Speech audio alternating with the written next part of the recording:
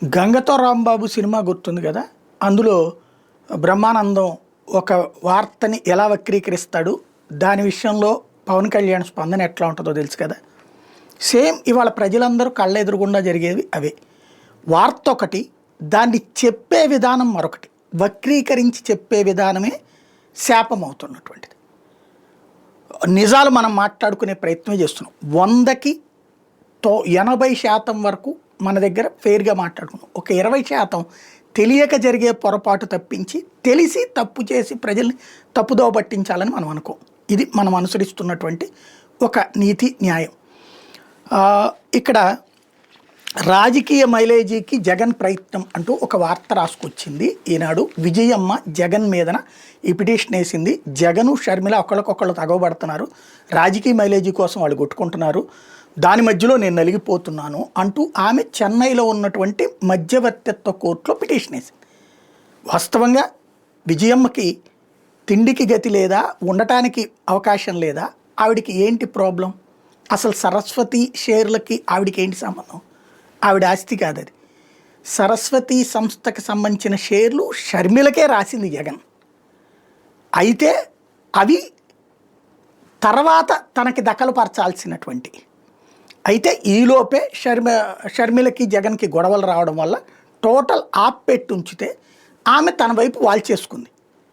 అది తప్పు అని మధ్యవర్తిత్వ కోర్టు తెలంగాణలో తీర్పు ఇచ్చింది. ఎందుకని? షర్మిల చేసినటువంటి పని ఏంటంటే, ఆ డాక్యుమెంట్స్ మిస్ అయినాయి నా దగ్గర అని చెప్పేసి డూప్లికేట్ డాక్యుమెంట్లు తీసుకుని దాని ద్వారా వాళ్ళమ్మ తనకి రాసేసినట్టు చూపించుకుంది. అది రాంగు అని చెప్పేసి తీర్పు ఇచ్చింది మధ్యవర్తిత్వ కోర్టు.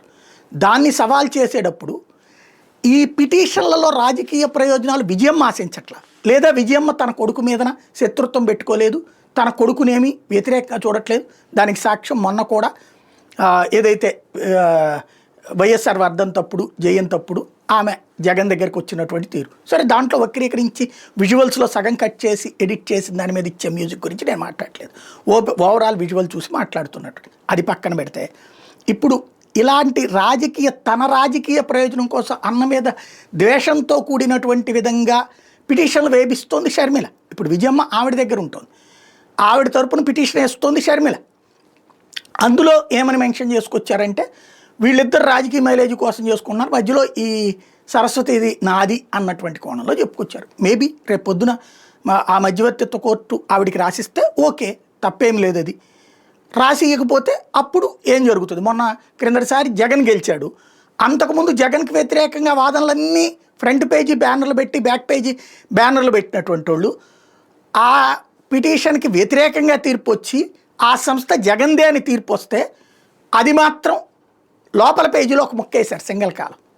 ఇప్పుడు దీంట్లో ఇప్పుడైతే ఫుల్ పేజీలు రాస్తున్నారు, ఫ్రంట్ రాస్తున్నారు, బ్యాక్ పేజీ రాస్తున్నారు. భవిష్యత్తులో ఏమిస్తారో చూద్దాం. ఎందుకంటే తీర్పు ఇలా ఉండాలని మనం చెప్పేటటువంటి అవసరం లేదు, చెప్పాల్సిన అవసరం లేదు, అది బాధ్యతాయుతం కావడం కాదు. కాబట్టి ఈ సంస్థ ఎందుకంటే కింద ఇచ్చినటువంటి తెలంగాణ దాని మీద ఇచ్చినటువంటి తీర్పుని తమిళనాడు అంటే పై కోర్టులో, పై మధ్యవర్తిత్వ కోర్టులో వేశారు కాబట్టి అక్కడేం తీర్పు వస్తుందో చూద్దాం.